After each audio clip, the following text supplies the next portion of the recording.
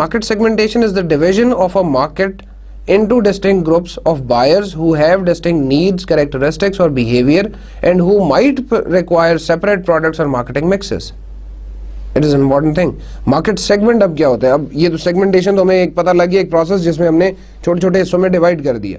Segmentation process, segmentation उस complete process का नाम है और segment जो है it is one small element, one small chunk of that market segmentation. उस पूरी मार्केट में से जो हमने 6 या 7 या 8 या 10 या 20 डिफरेंट हिस्सों में मार्केट को डिवाइड किए, तो उसका एक हिस्सा जो है वो एक मार्केट सेगमेंट कहलाएगा. It's a group of consumers who respond in a similar way to a given set of marketing efforts.